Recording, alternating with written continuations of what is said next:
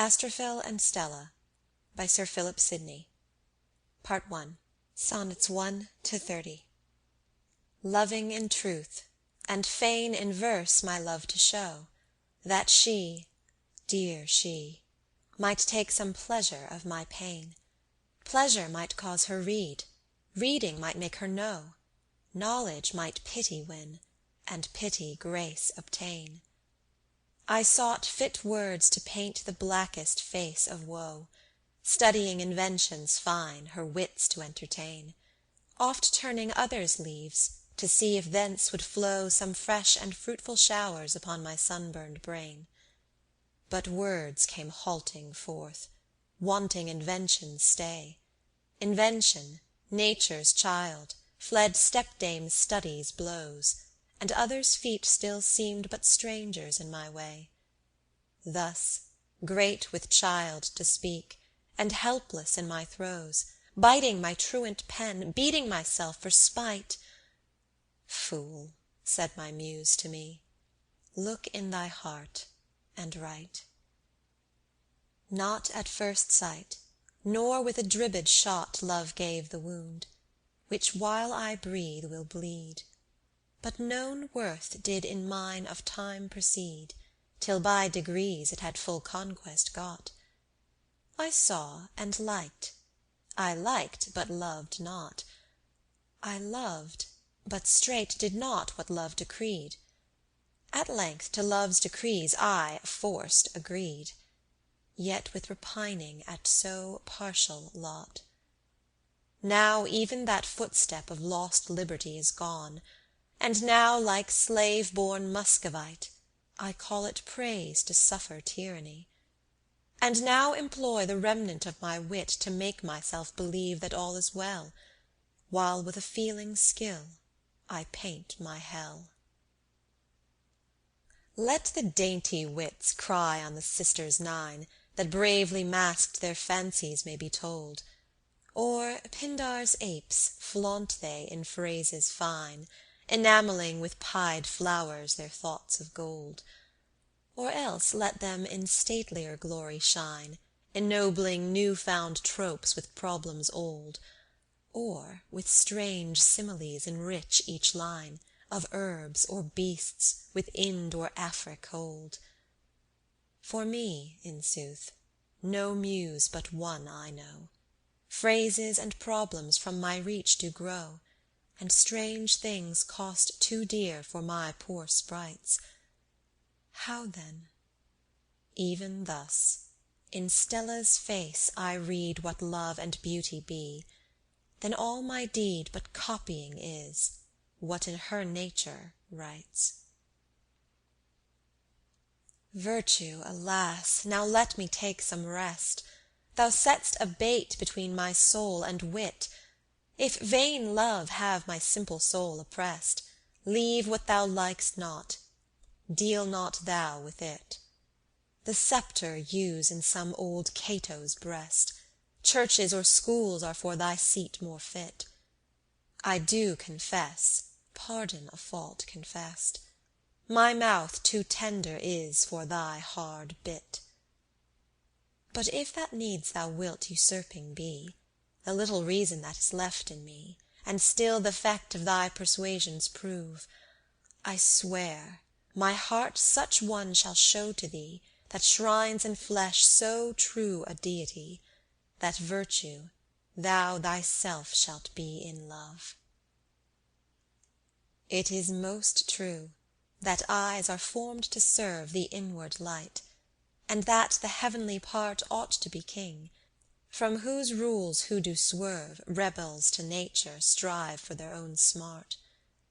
It is most true, what we call Cupid's dart, an image is, which for ourselves we carve, and, fools, adore in temple of our heart, till that good God make church and churchmen starve. True, that true beauty virtue is indeed, whereof this beauty can be but a shade, which elements with mortal mixture breed. True, that on earth we are but pilgrims made, and should in soul up to our country move. True, and yet true, that I must Stella love. Some lovers speak, when they their muses entertain, of hopes begot by fear, of wot not what desires, of force of heavenly beams, infusing hellish pain, of living deaths, dear wounds, fair storms, and freezing fires. Some one his song in Jove, and Jove's strange tales attires, broidered with bulls and swans, powdered with golden rain. Another, humbler wit, to shepherd's pipe retires, yet hiding royal blood full oft in rural vein. To some, a sweetest plaint a sweetest style affords, while tears pour out his ink, and sighs breathe out his words, his paper pale despair, and pain his pen doth move. I can speak what I feel, and feel as much as they, but think that all the map of my state I display, when trembling voice brings forth that I do Stella love. When Nature made her chief work, Stella's eyes, in colour black why wrapped she beams so bright? Would she in beamy black, like painter wise, frame daintiest lustre, mixed of shades and light? Or did she else that sober hue devise, in object best to knit and strength our sight, lest if no veil those brave gleams did disguise, they sun-like should more dazzle than delight? Or would she her miraculous power show, that whereas black seems beauty's contrary, she even if black doth make all beauties flow? Both so and thus, she, minding love should be placed ever there, gave him this morning weed, to honour all their deaths who for her bleed. Love, born in Greece, of late fled from his native place, forced by a tedious proof, that Turkish hardened heart is no fit mark to pierce with his fine-pointed dart, and pleased with our soft peace, stayed here his flying race. But finding these north climes do coldly him embrace, not used to frozen clips, he strave to find some part, where with most ease and warmth he might employ his art. At length he perched himself in Stella's joyful face, whose fair skin, beamy eyes, like morning sun on snow, deceived the quaking boy, who thought from so pure light effects of lively heat must needs in nature grow. But she most fair, most cold, made him thence take his flight to my close heart, where while some firebrands he did lay, he burnt unwares his wings, and cannot fly away. Queen Virtue's court, which some call Stella's face, prepared by nature's choicest furniture, hath his front built of alabaster pure, gold in the covering of that stately place. The door by which sometimes comes forth her grace, red porphyr is, which lock of pearl makes sure, whose porches rich, which name of cheeks endure, marble mixed red and white do interlace. The windows now through which this heavenly guest looks o'er the world, and can find nothing such, which dare claim from those lights the name of best. Of touch they are that without touch doth touch, which Cupid's self from beauty's mind did draw. Of touch they are, and poor I am their straw. Reason, in faith thou art well served, that still wouldst brabbling be with sense and love in me. I rather wish'd thee climb the Muses' hill, or reach the fruit of nature's choicest tree, or seek heaven's course, or heaven's inside to see. Why shouldst thou toil our thorny soil to till? Leave sense, and those which sense's objects be. Deal thou with powers of thought, leave love to will.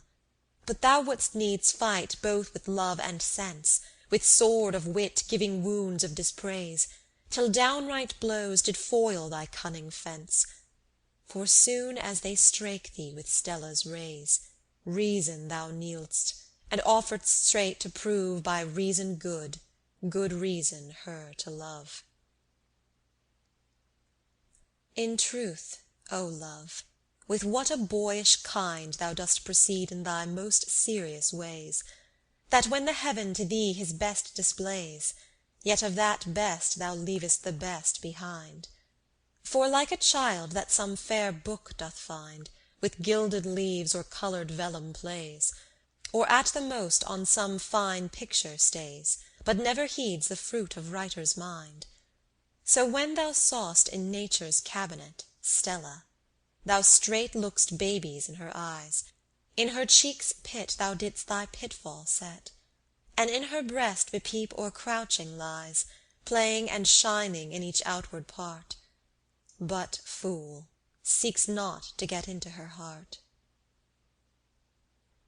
Cupid, because thou shin'st in Stella's eyes, that from her locks, thy day nets, no escapes free, that those lips swell, so full of thee they be, that her sweet breath makes oft thy flames to rise, that in her breast thy pap well sugar'd lies, that he grace gracious makes thy wrongs, that she what words soe'er she speak persuades for thee, that her clear voice lifts thy fame to the skies. Thou countest Stella thine, like those whose powers having got up a breach by fighting well, cry, Victory! This fair day all is ours. Oh no, her heart is such a citadel, so fortified with wit, stored with disdain, that to win it is all the skill and pain.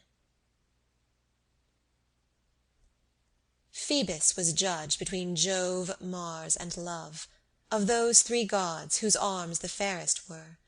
Jove's golden shield did eagle sables bear, whose talons held young Ganymede above. But in vert field Mars bare a golden spear, which through a bleeding heart his point did shove. Each had his crest, Mars carried Venus' glove, Jove in his helm the thunderbolt did rear. Cupid them smiles, for on his crest there lies Stella's fair hair, her face he makes his shield, where roses' gules are born in silver field. Phoebus drew wide the curtains of the skies to blaze these last, and sware devoutly then, the first, thus matched, were scantly gentlemen. Alas! have I not pain enough, my friend, upon whose breast a fiercer gripe doth tire, than did on him who first stole down the fire, while love on me doth all his quiver spend? But with your rhubarb words you must contend, to grieve me worse, in saying that desire doth plunge my well-form'd soul even in the mire of sinful thoughts, which do in ruin end. If that be sin which doth the manners frame, well stay'd with truth in word and faith of deed, ready of wit and fearing naught but shame, if that be sin which in fixed hearts doth breed a loathing of all loose unchastity, then love is sin, and let me sinful be. You that do search for every purling spring, which from the ribs of old Parnassus flows, and every flower, not sweet perhaps, which grows near thereabouts, into your poesy ring.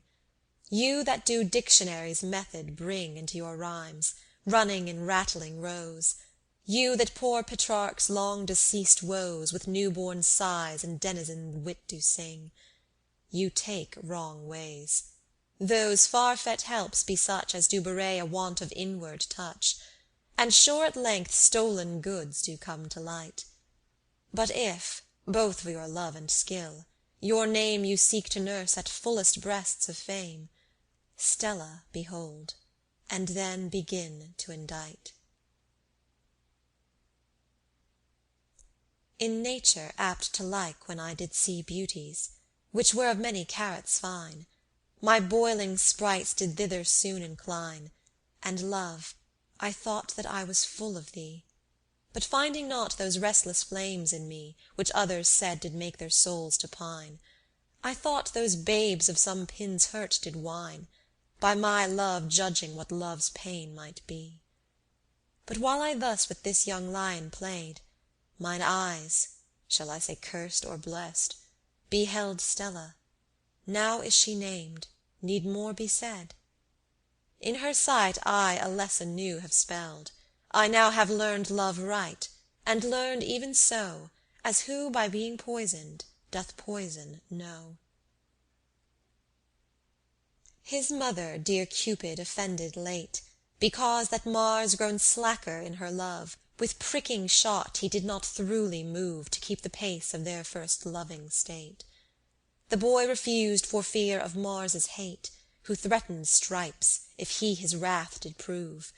But she in chafe him from her lap did shove, brake bow, brake shafts, while Cupid weeping sat. Till that his grandam nature pitying it, of Stella's brows make him 2 better bows, and in her eyes of arrows infinite. Oh how for joy he leaps, oh how he crows, and straight therewith like wags new got to play, falls to shrewd turns, and I was in his way. With what sharp checks I in myself am shent, when into reason's audit I do go, and by just counts myself a bankrupt know of all the goods, which heaven to me hath lent, unable quite to pay even nature's rent, which unto it by birthright I do owe, and, which is worse, no good excuse can show but that my wealth I have most idly spent. My youth doth waste, my knowledge brings forth toys, my wit doth strive those passions to defend, which for reward spoil it with vain annoys.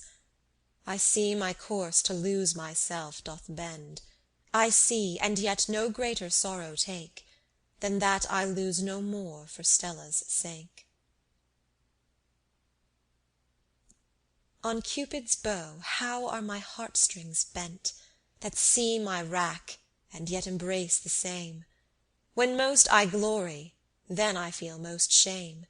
I willing run, yet while I run, repent. My best wits still their own disgrace invent. My very ink turns straight to Stella's name, and yet my words, as them my pen doth frame, avise themselves that they are vainly spent. For though she pass all things, yet what is all that unto me, who fare like him that both looks to the skies and doth in a ditch fall? O let me prop my mind, yet in his growth, and not in nature for best fruits unfit. Scholar, saith love, bend hitherward your wit. Fly, fly, my friends, I have my death wound, fly. See there that boy, that murdering boy, I say, who like a thief, hid in dark bush doth lie, till bloody bullet get him wrongful prey. So tyrant he no fitter place could spy, nor so fair Levelin so secret stay, as that sweet black which veils the heavenly eye, there himself with his shot he close doth lay. Poor passenger, pass now thereby I did, and stayed pleased with the prospect of the place, while that black hue from me the bad guest hid. But straight I saw motions of lightning grace, and then descried the glistering of his dart, but ere I could fly hence, it pierced my heart. Your words, my friend, right helpful caustics, blame my young mind marred, whom love doth windlass so, that mine own writings like bad servants show my wits, quick in vain thoughts, in virtue lame. That Plato I read for naught, but if he tame such doltish gyres, that to my birth I owe nobler desires, lest else that friendly foe, great expectation, were a train of shame. For since mad March great promise made of me, if now the May of my years much decline, what can be hoped my harvest time will be? Sure you say well, your wisdom's golden mine, dig deep with learning's spade. Now tell me this, hath this world aught so fair as Stella is? In highest way of heaven the sun did ride, progressing then from fair twins' golden place, having no scarf of clouds before his face, but shining forth of heat in his chief pride. When some fair ladies by hard promise tied, on horseback met him in his furious race, yet each prepared with fans well shading grace, from that foe's wounds their tender skins to hide. Stella alone with face unarmed marched, either to do like him which open shone, or careless of the wealth because her own. Yet were the hid and meaner beauties parched, her daintiest bare went free. The cause was this: the sun, which others burned, did her but kiss. The curious wits, seeing dull pensiveness, bewray itself in my long settled eyes, whence those same fumes of melancholy rise, with idle pains, and missing aim, do guess. Some that know how my spring I did address, deem that my muse some fruit of knowledge plies. Others, because the prince my service tries, think that I think state errors to redress. But harder judges judge ambition's rage, scourge of itself, still climbing slippery place, holds my young brain captive in golden cage. O fools, or over wise, alas, the race of all my thoughts hath neither stop nor start, but only Stella's eyes and Stella's heart. Rich fools there be, whose base and filthy heart lies hatching still the goods wherein they flow, and damning their own selves to Tantal's smart, wealth breeding want, more blissed more wretched grow. Yet to those fools heaven such wit doth impart, as what their hands do hold, their heads do know, and knowing love, and loving, lay apart, as sacred things far from all dangers show. But that rich fool who by blind fortune's lot the richest gem of love and life enjoys, and can with foul abuse such beauties blot, let him, deprived of sweet but unfelt joys, exiled for aye from those high treasures which he knows not, grow in only folly rich. The wisest scholar of the wight most wise by Phoebus' doom, with sugared sentence says, that virtue, if it once met with our eyes, strange flames of love it in our souls would raise. But for that man with pain his truth descries, whiles he each thing in sense's balance weighs, and so nor will nor can behold those skies which inward sun to heroic mind displays. Virtue of late with virtuous care to stir love of herself, took Stella's shape, that she to mortal eyes might sweetly shine in her. It is most true, for since I her did see, virtue's great beauty in that face I prove, and find the effect, for I do burn in love. Though dusty wits dare scorn astrology, and fools can think those lamps of purest light, whose numbers, ways, greatness, eternity, promising wonders, wonder do invite, to have for no cause birthright in the sky, but for to spangle the black weeds of night, or for some brawl which in that chamber high they should still dance to please a gazer's sight. For me, I do nature unidle know, and know great causes, great effects procure, and know those bodies high reign on the low. And if these rules did fail, proof makes me sure, who oft forejudge my after following race, by only those two stars in Stella's face. Because I oft in dark abstracted guise seem most alone in greatest company, with dearth of words, or answers quite awry, to them that would make speech of speech arise, they deem, and of their doom the rumour flies, that poison foul of bubbling pride doth lie so in my swelling breast, that only I fawn on myself, and others do despise. Yet pride, I think, doth not my soul possess, which looks too oft in his unflattering glass, but one worse fault, ambition, I confess, that makes me oft my best friends overpass, unseen, unheard, while though to highest place spends all his powers, even unto Stella's grace. You that with allegories curious frame, of others' children changelings used to make, with me those pains for God's sake do not take. I list not dig so deep for brazen fame. When I say Stella, I do mean the same Princess of beauty, for whose only sake the reins of love I love, though never slake, and joy therein though nations count it shame. I beg no subject to use eloquence, nor in hid ways to guide philosophy. Look at my hands for no such quintessence, but know that I in pure simplicity breathe out the flames which burn within my heart, love only reading unto me this art.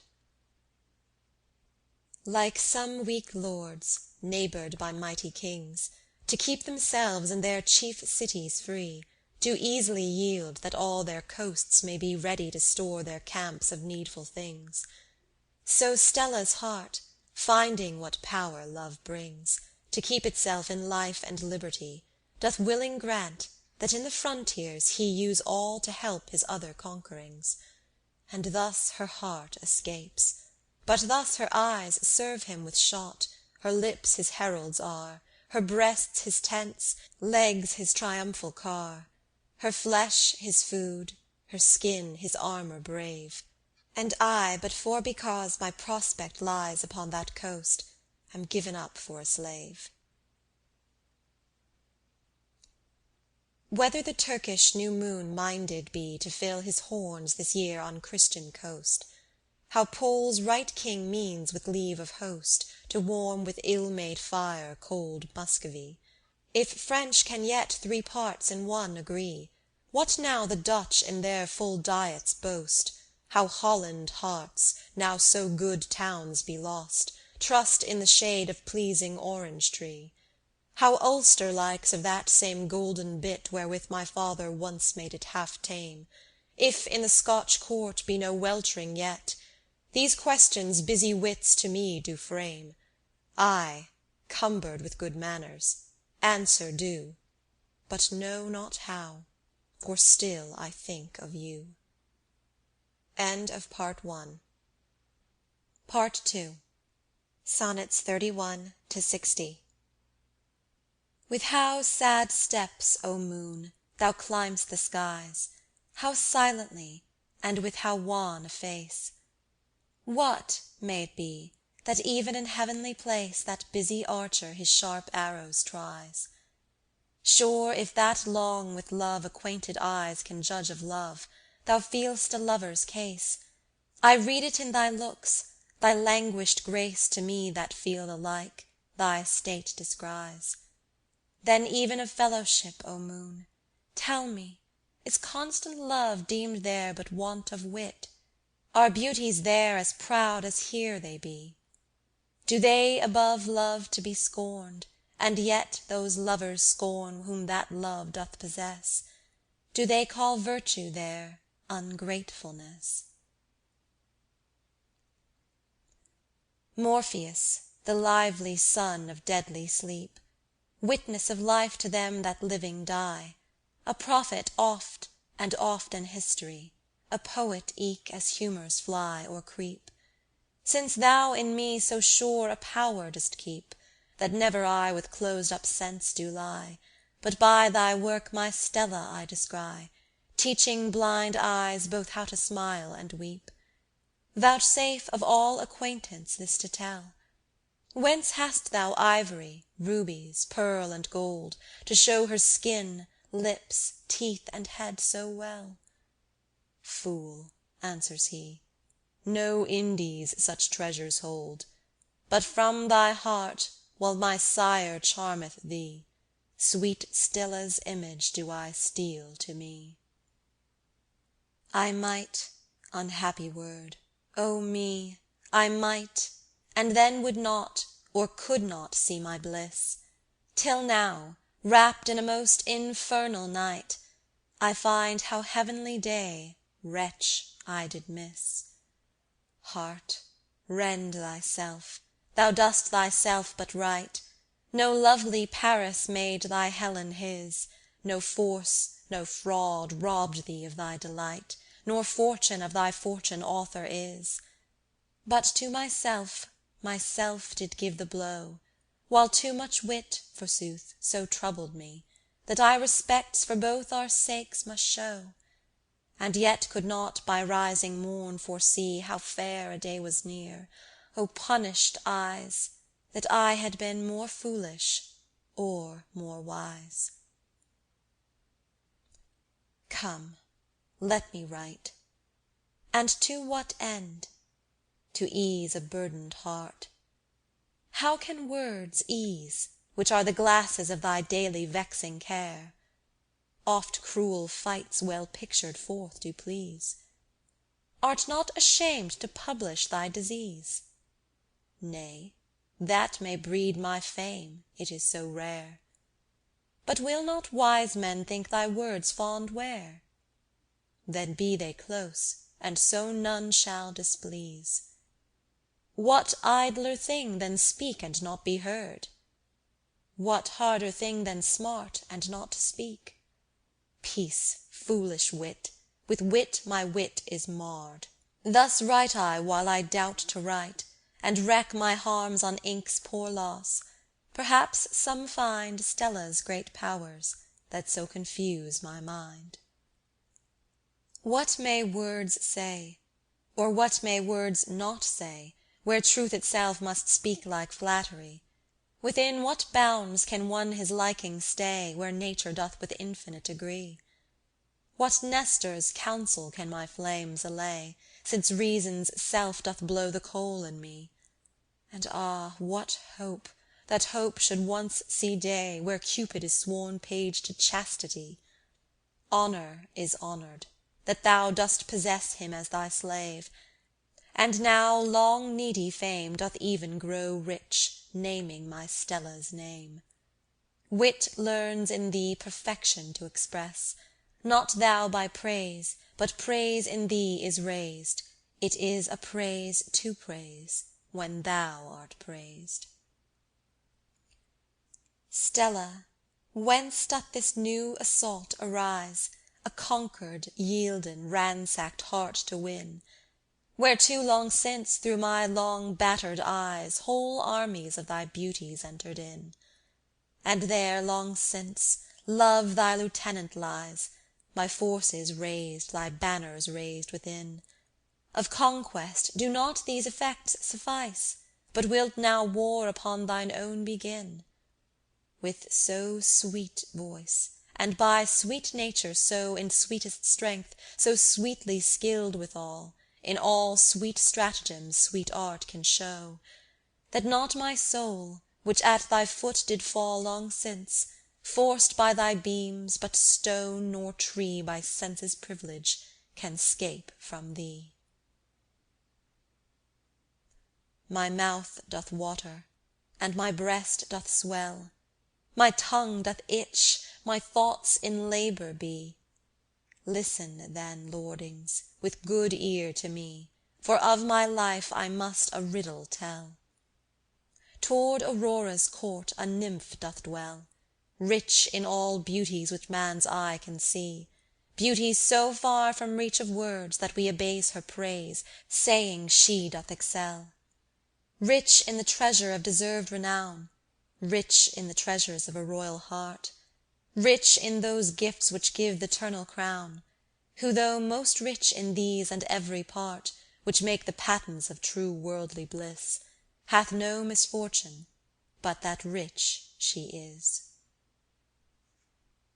This night, while sleep begins with heavy wings to hatch mine eyes, and that unbitted thought doth fall to stray, and my chief powers are brought to leave the sceptre of all subject things, the first that straight my fancy's error brings unto my mind, is Stella's image, wrought by love's own self, but with so curious draught, that she, methinks, not only shines, but sings. I start, look, hark, but what enclosed up sense was held, in opened sense it flies away, leaving me naught but wailing eloquence. I, seeing better sights in sight's decay, called it anew, and wooed sleep again, but him her host that unkind guest had slain. Come, sleep, O sleep, the certain knot of peace, the baiting place of wit, the balm of woe, the poor man's wealth, the prisoner's release, th' indifferent judge between the high and low. With shield of proof shield me from out the prease of those fierce darts despair at me doth throw. O make in me those civil wars to cease, I will good tribute pay if thou do so. Take thou of me smooth pillows, sweetest bed, a chamber deaf to noise and blind to light, a rosy garland, and a weary head. And if these things, as being thine by right, move not thy heavy grace, thou shalt in me livelier than elsewhere Stella's image see. As good to write as for to lie and groan, O Stella dear, how much thy power hath wrought, that hast my mind, none of the basest, brought my still kept course, while others sleep, to moan. Alas, if from the height of virtue's throne thou canst vouchsafe the influence of a thought upon a wretch that long thy grace hath sought, weigh then how I by thee am overthrown. And then think thus, although thy beauty be made manifest by such a victory, yet noblest conquerors do wrecks avoid. Since then thou hast so far subdued me, that in my heart I offer still to thee, O do not let thy temple be destroyed. Having this day my horse, my hand, my lance guided so well, that I obtained the prize, both by the judgment of the English eyes, and of some sent from that sweet enemy France. Horsemen my skill in horsemanship advance, town-folks my strength, a daintier judge applies his praise to sleight, which from good use doth rise, some lucky wits impute it but to chance. Others, because of both sides I do take my blood from them who did excel in this, think nature me a man of arms did make. How far they shot awry! The true cause is, Stella looked on, and from her heavenly face sent forth the beams, which made so fair my race. O eyes, which do the spheres of beauty move, whose beams be joys, whose joys all virtues be, who while they make love conquer, conquer love, the schools where Venus hath learned chastity. O eyes, whose humble looks most glorious prove, only loved tyrants, just in cruelty, do not, O do not from poor me remove, keep still my zenith, ever shine on me. For though I never see them, but straightways my life forgets to nourish languished sprites, yet still on me, O eyes, dart down your rays, and if from majesty of sacred lights oppressing mortal sense my death proceed, racks triumphs be, which love, high set, doth breed. Fair eyes, sweet lips, dear heart, that foolish eye could hope by Cupid's help on you to prey, since to himself he doth your gifts apply, as his main force, choice sport, and easeful stay. For when he will see who dare him gainsay, then with those eyes he looks, lo, by and by each soul doth at love's feet his weapons lay, glad if for her he give them leave to die. When he will play, then in her lips he is, where blushing red, that love's self them doth love, with either lip he doth the other kiss. But when he will for quiet's sake remove from all the world, her heart is then his room, where well he knows no man to him can come. My words I know do well set forth my mind. My mind bemoans his sense of inward smart. Such smart may pity claim of any heart. Her heart, sweetheart, is of no tiger's kind. And yet she hears, yet I no pity find, but more I cry, less grace she doth impart. Alas! what cause is there so overthwart, that nobleness itself makes thus unkind? I much do guess, yet find no truth save this, that when the breath of my complaints doth touch those dainty doors unto the court of bliss, the heavenly nature of that place is such, that once come there, the sobs of mine annoys are metamorphosed straight to tombs of joys. Stella oft sees the very face of woe painted in my beclouded stormy face, but cannot skill to pity my disgrace, not though thereof the cause herself she know. Yet hearing late a fable, which did show of lovers never known, a grievous case, pity thereof gat in her breast such place, that from that sea derived tears spring did flow. Alas! if fancy drawn by imaged things, though false, yet with free scope more grace doth breed than servants' rack, where new doubts honour brings. Then think, my dear, that you in me do read of lovers' ruin some sad tragedy. I am not I, pity the tale of me. I cursed thee oft, I pity now thy case, blind hitting boy, since she that thee and me rules with a beck so tyrannizeth thee, that thou must want or food or dwelling place, for she protest to banish thee her face. Her face?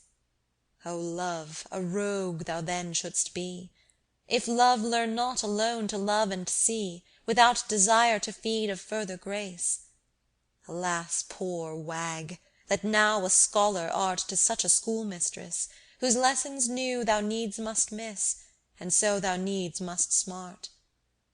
Yet, dear, let me his pardon get of you, so long though he from book miche to desire, till without fuel you can make hot fire. What, have I thus betrayed my liberty? Can those black beams such burning marks engrave in my free side? Or am I born a slave, whose neck becomes such yoke of tyranny? Or want I sense to feel my misery? Or sprite, disdain of such disdain to have, who for long faith, though daily help I crave, may get no alms but scorn of beggary? Virtue, awake! Beauty but beauty is. I may, I must, I can, I will, I do leave following that which it is gain to miss. Let her go. Soft, but here she comes. Go to, unkind, I love you not. O me, that eye doth make my heart give to my tongue the lie.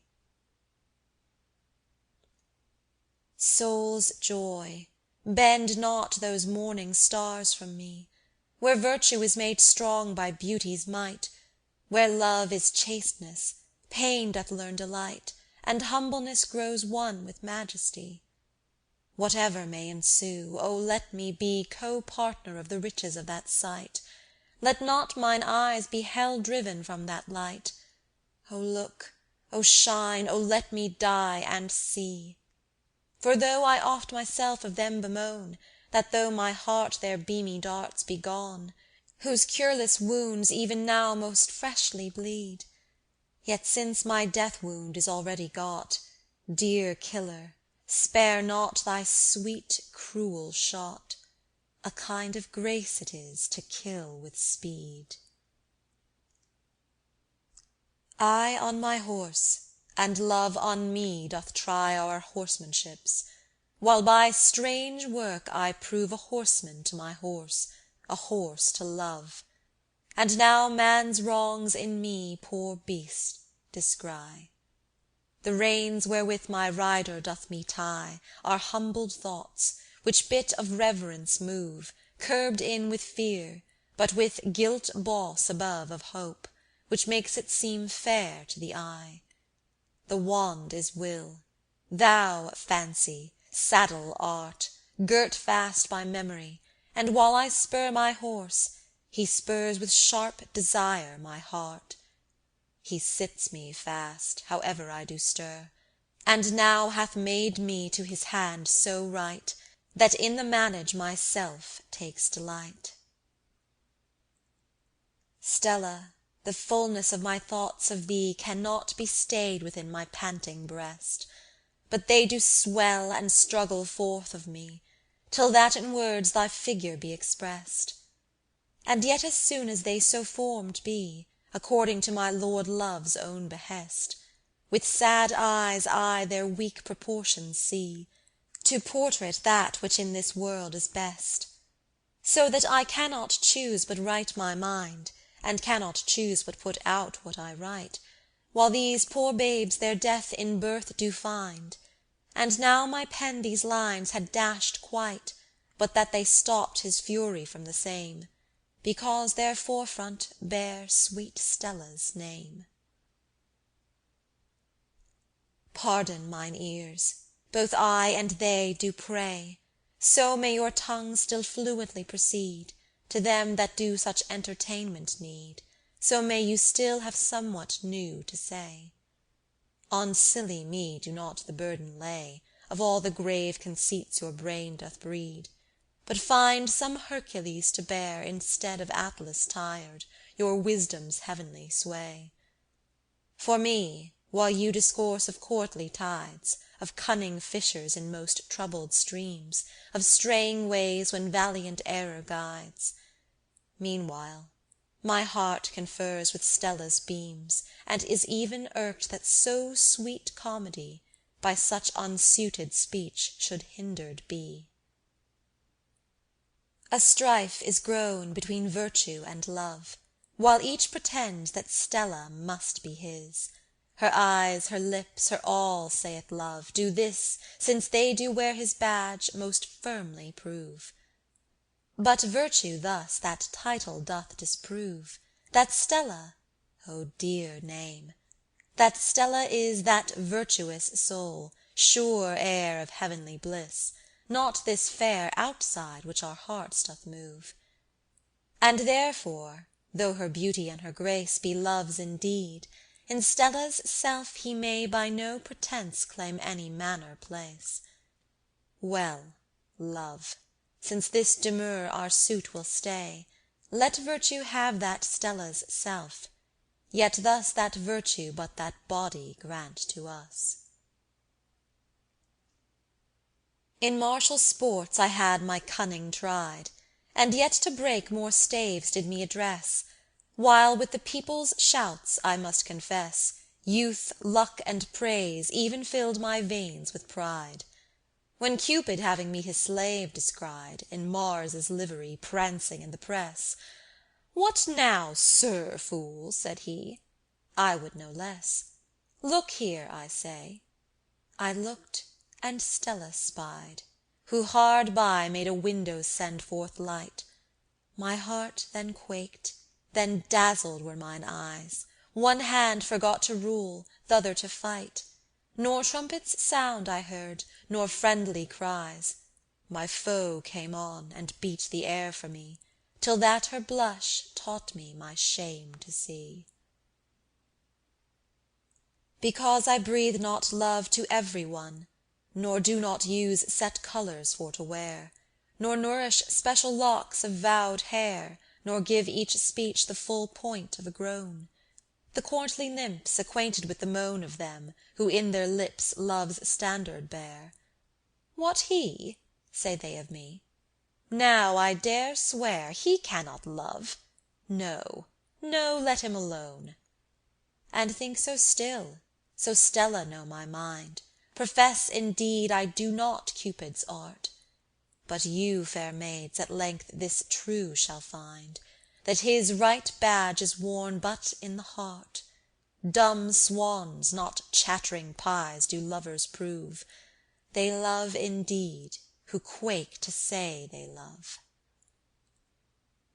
Muses, I oft invoked your hold aid, with choicest flowers my speech to engarland so, that it, despised and true by naked show, might win some grace in your sweet grace arrayed. And oft whole troops of saddest words I stayed, striving abroad a foraging to go, until by your inspiring I might know how their black banner might be best displayed. But now I mean no more your help to try, nor other sugaring of my speech to prove, but on her name incessantly to cry. For let me but name her whom I do love, so sweet sounds straight mine ear and heart do hit, that I well find no eloquence like it. Fie, school of patience, fie! Your lesson is far, far too long to learn it without book. What, a whole week without one piece of look, and think I should not your large precepts miss? When I might read those letters fair of bliss, which in her face teach virtue, I could brook somewhat thy leaden counsels, which I took as of a friend that meant not much amiss. But now that I, alas, do want her sight, what, dost thou think that I can ever take in thy cold stuff a phlegmatic delight? No, Patience, if thou wilt my good, then make her come, and hear with patience my desire, and then with patience bid me bear my fire.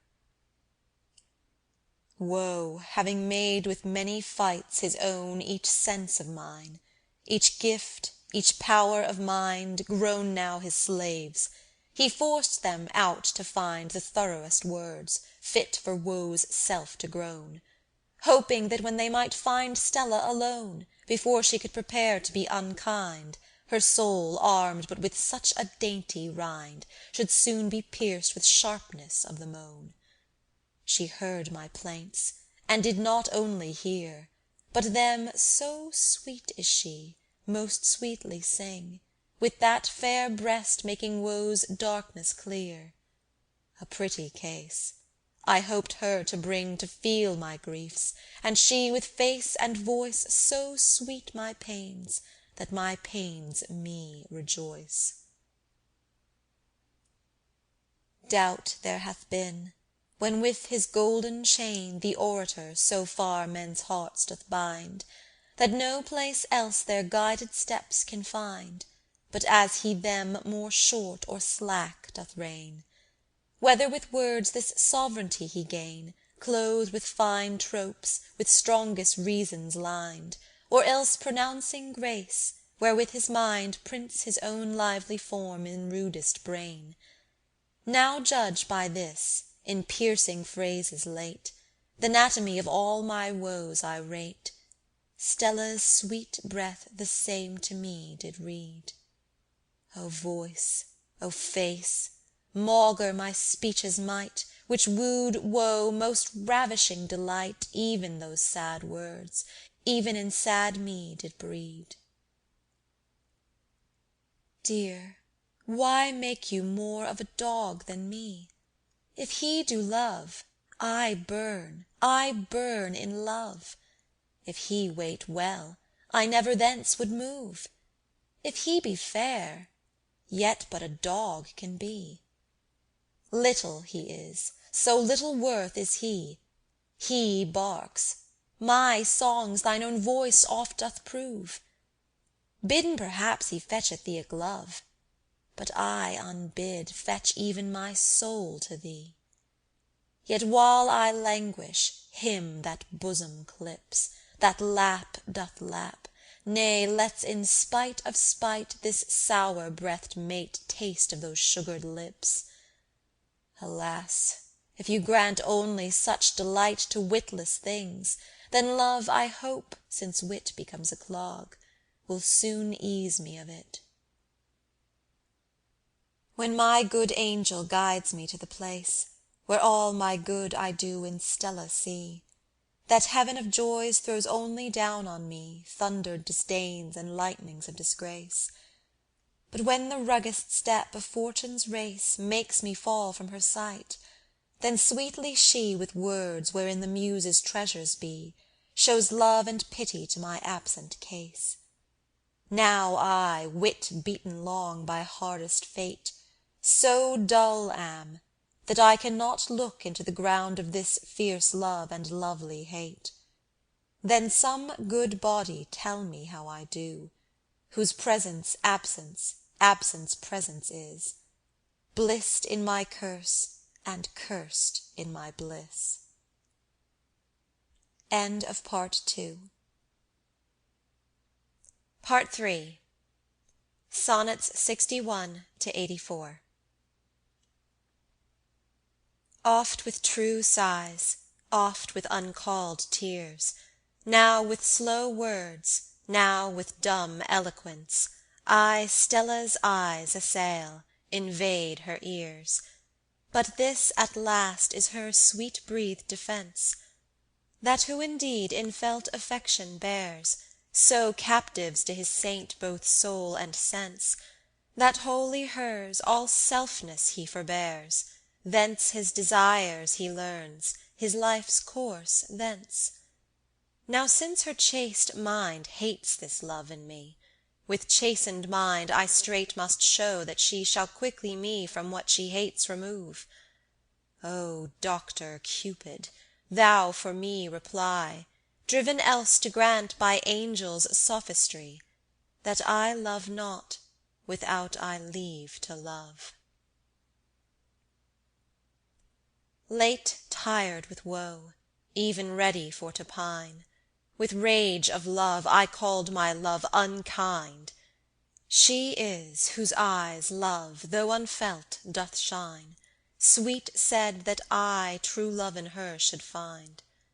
I joyed, but straight thus watered was my wine, that love she did, but loved a love not blind, which would not let me, whom she loved, decline from nobler course, fit for my birth and mind, and therefore by her love's authority willed me these tempests of vain love to flee, and anchor fast myself on virtue's shore. Alas, if this the only metal be of love, new coined to help my beggary, dear, love me not, that you may love me more. O grammar rules, O now your virtues show, so children still read you with awful eyes, as my young dove may in your precepts wise her grant to me by her own virtue know. For late, with heart most high, with eyes most low, I craved the thing which ever she denies, she, lightning love, displaying Venus' skies, lest once should not be heard, twice said, No, no. Sing then, my muse, now Io paeans sing, Heaven's envy not at my high triumphing, but grammar's force with sweet success confirm. For grammar says, O this, dear Stella, weigh, for grammar says, to grammar who says nay, that in one speech two negatives affirm. Doubt you to whom my muse these notes intendeth, which now my breast o'ercharged to music lendeth? To you all song of praise is due, only in you my song begins and endeth. Who hath the eyes which marry state with pleasure? Who keeps the key of nature's chiefest treasure? To you all song of praise is due, only for you the heaven forgat all measure. Who hath the lips, where wit in fairness reigneth? Who womankind at once both decks and staineth? To you all song of praise is due, only by you Cupid his crown maintaineth. Who hath the feet, whose step all sweetness planteth? Who else for whom fame worthy trumpets wanteth? To you all song of praise is due, only to you her sceptre Venus granteth. Who hath the breast, whose milk doth passions nourish, whose grace is such that when it chides doth cherish?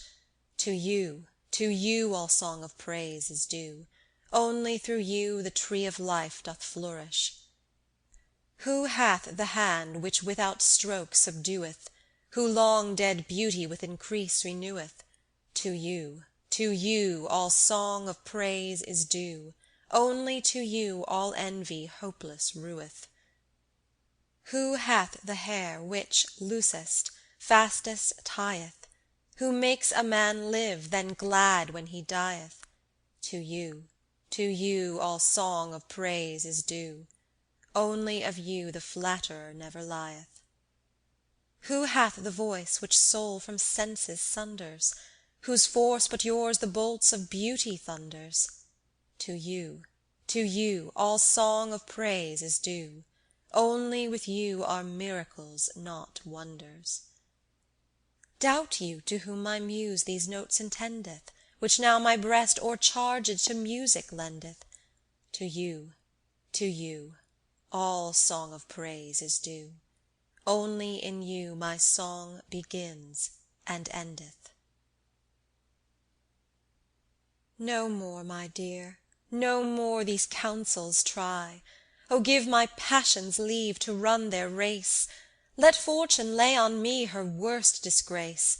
Let folk o'ercharged with brain against me cry. Let clouds bedim my face, break in mine eye. Let me no steps but of lost labour trace. Let all the earth with scorn recount my case, but do not will me from my love to fly. I do not envy Aristotle's wit, nor do aspire to Caesar's bleeding fame, nor aught do care though some above me sit, nor hope nor wish another course to frame, but that which once may win thy cruel heart. Thou art my wit, and thou my virtue art. Love, by sure proof I may call thee unkind, that giv'st no better ear to my just cries. Thou whom to me such my good turns should bind, as I may well recount, but none can prize. For when, naked boy, thou couldst no harbour find in this old world, grown now so too wise, I lodged thee in my heart, and being blind by nature born, I gave to thee mine eyes. Mine eyes, my light, my heart, my life, alas! If so great services may scorned be, yet let this thought thy tigrish courage pass, that I perhaps am somewhat kin to thee. Since in thine arms, if learned fame truth hath spread, thou bear'st the arrow, I the arrow-head. And do I see some cause a hope to feed? Or doth the tedious burden of long woe in weakened minds quick apprehension breed of every image which may comfort show? I cannot brag of word, much less of deed. Fortune wheels still with me in one sort slow. My wealth no more, and no whit less my need. Desire still on the stilts of fear doth go. And yet amid all fears a hope there is stolen to my heart, since last fair night, nay day, Stella's eyes sent to me the beams of bliss, looking on me while I looked other way. But when mine eyes back to their heaven did move, they fled with blush, which guilty seemed of love. Hope, art thou true, or dost thou flatter me?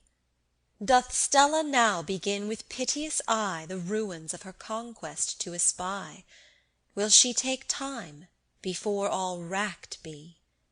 Her eye's speech is translated thus by thee, but fail'st thou not in phrase so heavenly high? Look on again, the fair text better try. What blushing notes dost thou in margin see? What sighs stolen out, or killed before full born? Hast thou found such and such like arguments? Or art thou else to comfort me forsworn? Well, howso thou interpret the contents, I am resolved thy error to maintain, rather than by more truth to get more pain. Stella, the only planet of my light, light of my life, and life of my desire, chief good, whereto my hope doth only aspire, world of my wealth, and heaven of my delight, Why dost thou spend the treasure of thy sprite With voice more fit to wed Amphion's lyre, Seeking to quench in me the noble fire Fed by thy worth and kindled by thy sight? And all in vain, for while thy breath most sweet, With choicest words thy words with reasons rare, Thy reasons firmly set on virtue's feet, Labour to kill in me this killing care. O think I then, what paradise of joy It is, so fair of virtue to enjoy. O joy, too high for my low style to show! O bliss, fit for a nobler state than me! Envy, put out thine eyes, lest thou do see What oceans of delight in me do flow. My friend, that oft saw through all masks my woe, Come, come, and let me pour myself on thee. Gone is the winter of my misery, My spring appears, O see what here doth grow! For Stella hath with words where faith doth shine, Of her high heart given me the monarchy. I, oh I may say that she is mine, And though she give but thus conditionally This realm of bliss, while virtuous course I take, No kings be crowned, but they some covenants make. My Muse may well grudge at my heavenly joy, If still I force her in sad rhymes to creep. She oft hath drunk my tears, now hopes t' enjoy Nectar of mirth, since I Jove's cup do keep. Sonnets be not bound prentice to annoy, Trebles sing high, as well as basses deep. Grief but love's winter livery is, the boy Hath cheeks to smile as well as eyes to weep. Come then, my Muse, show thou height of delight In well raised notes, my pen the best it may Shall paint out joy, though but in black and white. Cease, eager Muse; peace, pen, for my sake stay. I give you here my hand for truth of this, Wise silence is best music unto bliss. Who will in fairest book of nature know How virtue may best lodged in beauty be? Let him but learn of love to read in thee, Stella, those fair lines which true goodness show. There shall he find all vices overthrow, Not by rude force, but sweetest sovereignty Of reason, from whose light those night birds flee, That inward sun in thine eyes shineth so. And no content to be perfection's heir, Thyself dost strive all minds that way to move, Who mark in thee what is in thee most fair. So while thy beauty draws the heart to love, As fast thy virtue bends that love to good. But ah, desire still cries, give me some food. Desire, though thou my old companion art, And oft so clings to my pure love, that I One from the other scarcely can descry, While each doth blow the fire of my heart. Now from thy fellowship I needs must part, Venus is taught with Dian's wings to fly, I must no more in thy sweet passions lie, Virtue's gold now must head my Cupid's dart. Service and honour, wonder with delight, Fear to offend, will worthy to appear, Care shining in mine eyes, faith in my sprite, These things are left me by my only dear. But thou, Desire, because thou wouldst have all, Now banished art. But yet alas, how shall? Have I caught my heavenly jewel Teaching sleep most fair to be? Now will I teach her that she, when she wakes, Is too cruel. Since sweet sleep her eyes hath charmed, The two only darts of love, Now will I with that boy prove some play, While he is disarmed. Her tongue, waking, still refuseth, Giving frankly niggard No. Now will I attempt to know what "no" her tongue sleeping useth. See, the hand which waking guardeth, sleeping grants a free resort.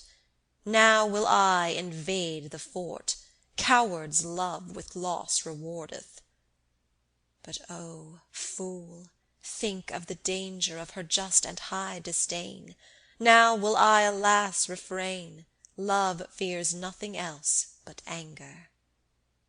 Yet those lips so sweetly swelling do invite a stealing kiss. Now will I but venture this, who will read must first learn spelling. Oh, sweet kiss! But ah, she is waking, lowering beauty chastens me, now will I away hence flee. Fool, more fool for no more taking. Love still a boy, and oft a wanton is, schooled only by his mother's tender eye.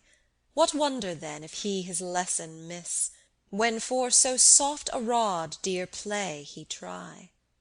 And yet my star, because a sugared kiss in sport I sucked, while she asleep did lie, doth lower, nay chide, nay threat for only this? Sweet, it was saucy love, not humble I. But no 'scuse serves, she makes her wrath appear in beauty's throne. See now who dares come near those scarlet judges, threatening bloody pain. O heavenly fool, thy most kiss-worthy face anger invests with such a lovely grace, that anger's self I needs must kiss again. I never drank of Aganippe well, nor ever did in shade of Tempe sit, and muses scorn with vulgar brains to swell, poor layman I for sacred rites unfit. Some do I hear of poets' fury tell, but, God wot not what they mean by it. And this I swear by blackest brook of hell, I am no pick-purse of another's wit. How fall it then, that with so smooth an ease my thoughts I speak, and what I speak doth flow in verse, and that my verse best wits doth please? Guess we the cause. What, is it thus? Fie, no. Or so? Much less. How then? Sure thus it is. My lips are sweet, inspired with Stella's kiss. Of all the kings that ever here did reign, Edward, named fourth, as first in praise I name, not for his fair outside, nor well-lined brain, although less gifts imp feathers oft on fame, nor that he could young wise valiant frame his sire's revenge, joined with a kingdom's gain, and gained by Mars, could yet mad Mars so tame, that balance weighed what sword did late obtain. Nor that he made the flower de luce so frayed, though strongly hedged of bloody lions' paws, that witty Lewis to him a tribute paid. Nor this, nor that, nor any such small cause, but only for this worthy knight durst prove to lose his crown, rather than fail his love. She comes, and straight therewith her shining twins do move their rays to me, who in her tedious absence lay benighted in cold woe. But now appears my day, the only light of joy, the only warmth of love. She comes with light and warmth, which like Aurora prove of gentle force, so that mine eyes dare gladly play with such a rosy morn, whose beams most freshly gay scorch not, but only do dark chilling sprites remove. But lo, while I do speak, it groweth noon with me, her flamy glistering lights increase with time and place. My heart cries, ah, it burns, mine eyes now dazzled be. No wind, no shade can cool, what help then in my case, but with short breath long looks, stayed feet, and walking head, pray that my sun go down with meeker beams to bed. Those looks, whose beams be joy, whose motion is delight, that face whose lecture shows what perfect beauty is, that presence which doth give dark hearts a living light, that grace which Venus weeps that she herself doth miss, that hand, which without touch holds more than Atlas might, those lips, which make death's pay a mean price for a kiss, that skin, skin whose past praise hue scorns this poor term of white, those words which do sublime the quintessence of bliss, that voice which makes the soul plant himself in the ears, that conversation sweet where such high comforts be, as construed in true speech the name of heaven it bears, makes me in my best thought and quietest judgment see, that in no more but these I might be fully blest. Yet my maiden muse doth blush to tell the rest. Oh, how the pleasant airs of true love be infected by those vapours, which arise from out that noisome gulf, which gaping lies between the jaws of hellish jealousy, a monster, others' harm, self-misery, beauty's plague, virtue's scourge, succour of lies, who his own joy to his own hurt applies, and only cherish doth with injury, who since he hath, by nature's especial grace, so piercing paws as spoil when they embrace, so nimble feet as stir still though on thorns, so many eyes aye seeking their own woe, so ample ears as never good news know, is it not evil that such a devil want horns? Sweet kiss, thy sweets I fain would sweetly indite, which even of sweetness sweetest sweetener are, pleasingest consort, where each sense holds a part, which coupling doves guides Venus' chariot right, best charge and bravest retreat in Cupid's fight, a double key which opens to the heart, most rich when most his riches it impart, nest of young joys, schoolmaster of delight, teaching the mean at once to take and give, the friendly fray where blows doth wound and heal, the pretty death, while each in other live, poor hope's first wealth, hostage of promised weal, breakfast of love. But lo, lo, where she is, cease we to praise, now pray we for a kiss. Sweet swelling lip, well mayst thou swell in pride, since best wits think it wit thee to admire, nature's praise, virtue's stall, Cupid's cold fire, whence words, not words but heavenly graces slide, the new Parnassus, where the Muses bide, sweetener of music, wisdom's beautifier, breather of life and fastener of desire, where beauty's blush in honour's grain is dyed. Thus much my heart compelled my mouth to say, but now, spite of my heart, my mouth will stay, loathing all lies, doubting this flattery is, and no spur can his resty race renew, without how far this praise is short of you, sweet lip, you teach my mouth with one sweet kiss. O kiss which dost those ruddy gems impart, or gems, or fruits of new-found paradise, breathing all bliss and sweetening to the heart, teaching dumb lips a nobler exercise. O kiss which souls, even souls, together ties by links of love, and only nature's art. How fain would I paint thee to all men's eyes, or of thy gifts at least shade out some part. But she forbids with blushing words, she says she builds her fame on higher seated praise, but my heart burns, I cannot silent be. Then since, dear life, you fain would have me peace, and I, mad with delight, want wit to cease, stop you my mouth with still, still kissing me. Nymph of the garden where all beauties be, beauties which do in excellency pass his who till death looked in a watery glass, or hers whom naked the Trojan boy did see.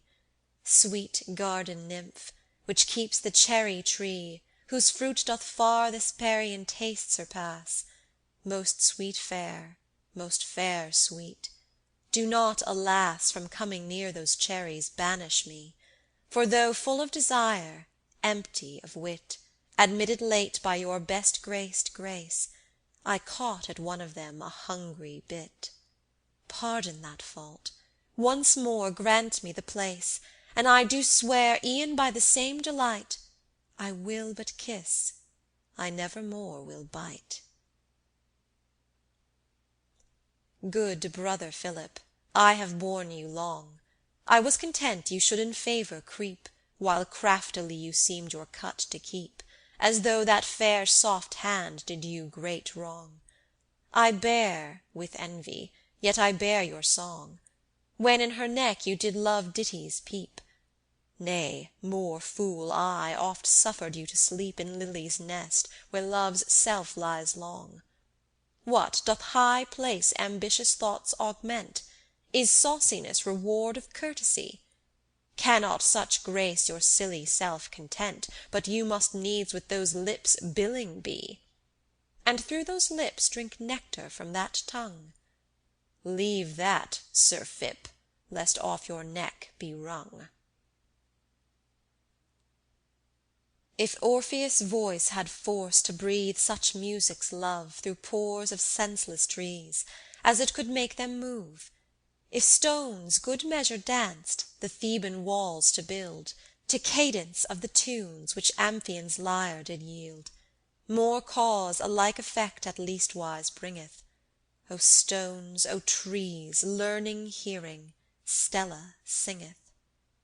If love might sweeten so a boy of shepherd brood, to make a lizard dull to taste love's dainty food, if eagle fierce could so in Grecian maid delight, as his light was her eyes, her death his endless night, earth gave that love, heaven I trow love refineth.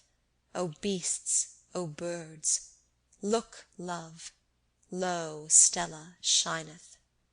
The birds, beasts, stones, and trees feel this, and feeling love, and if the trees nor stones stir not the same to prove, nor beasts nor birds do come into this blessed gaze, know that small love is quick, and great love doth amaze. They are amazed, but you with reason armed. O eyes, O ears of men, how are you charmed!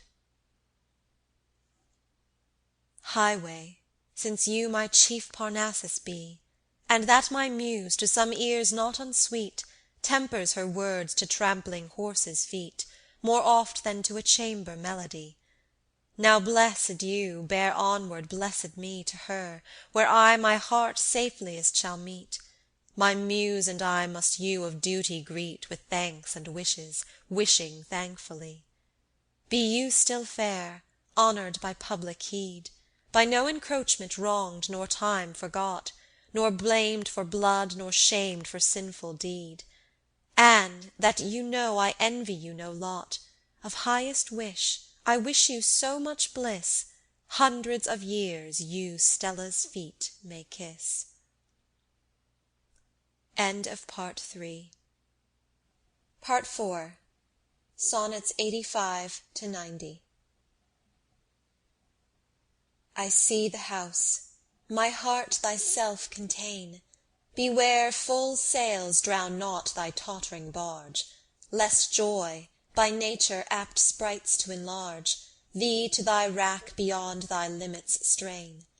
Nor do like lords, whose weak confused brain not pointing to fit folks each under charge, while every office themselves will discharge, with doing all, leave nothing done but pain.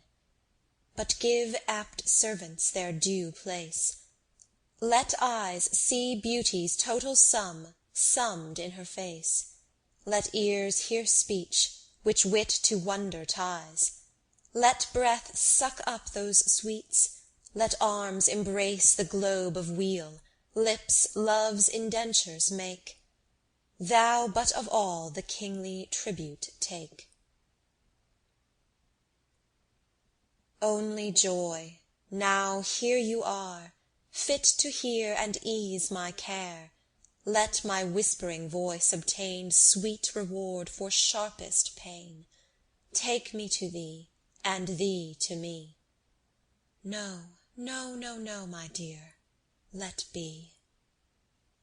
Night hath closed all in her cloak, twinkling stars love thoughts provoke, danger hence good care doth keep, jealousy itself doth sleep. Take me to thee, and thee to me.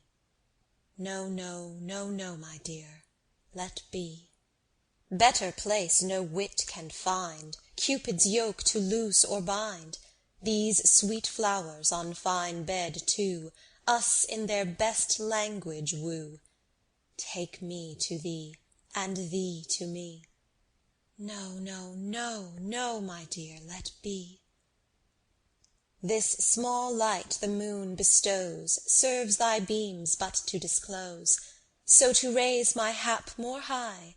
Fear not else, none can us spy. Take me to thee, and thee to me. No, no, no, no, my dear, let be.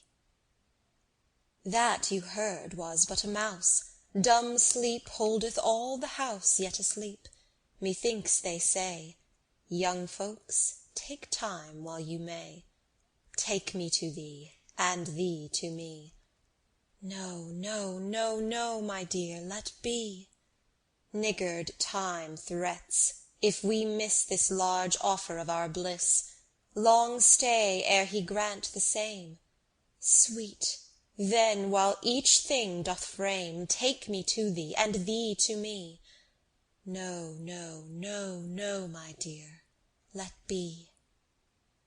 Your fair mother is abed, candles out and curtains spread. She thinks you do letters write. Write, but let me first endite.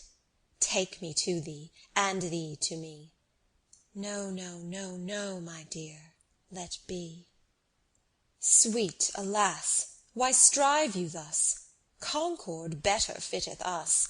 Leave to Mars the force of hands, your power in your beauty stands. Take me to thee, and thee to me. No, no, no, no, my dear, let be. Woe to me! And do you swear me to hate? But I forbear.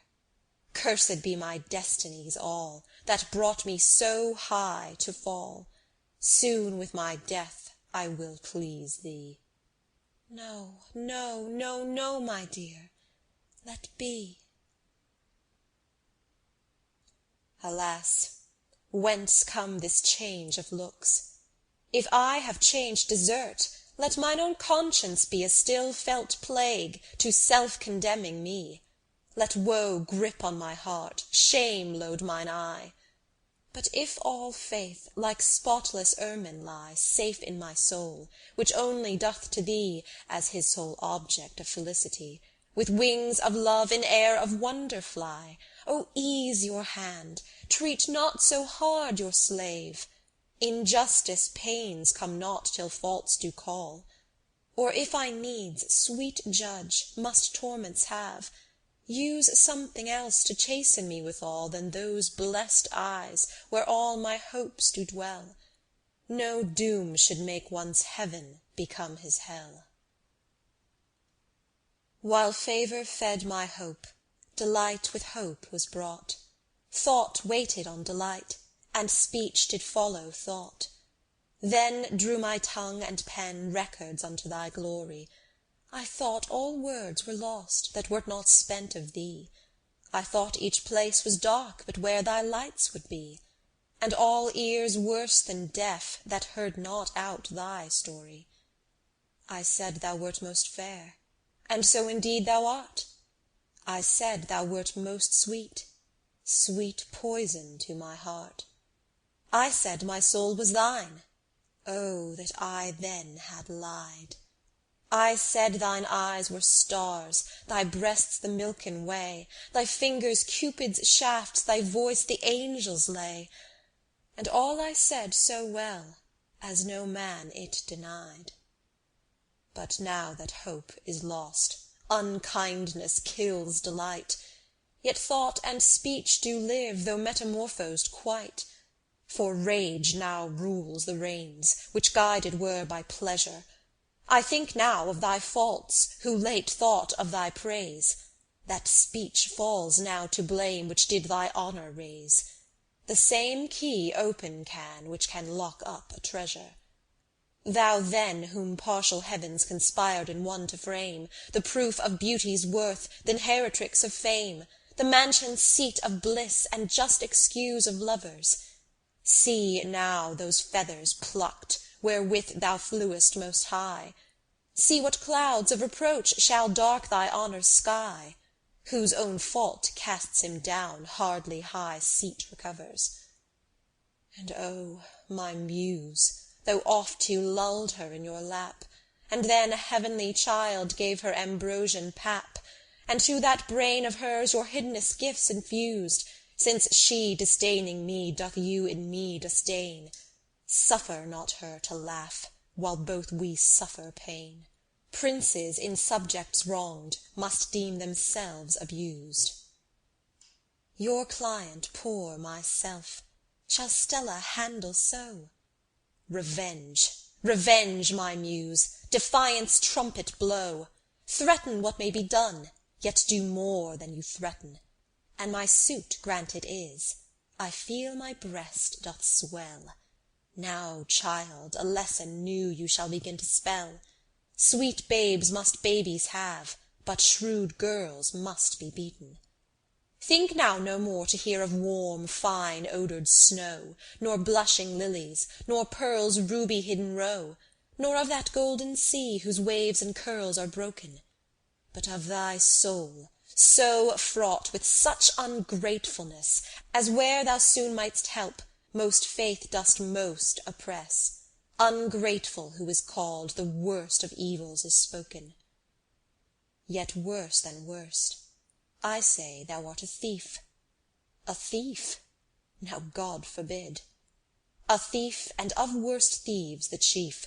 Thieves steal for need, and steal but goods which pain recovers. But thou, rich in all joys, dost rob my joys from me, which cannot be restored by time nor industry. Of foes the spoil is evil, far worse of constant lovers. Yet gentle English thieves do rob, but will not slay. Thou, English murdering thief, wilt have hearts for thy prey.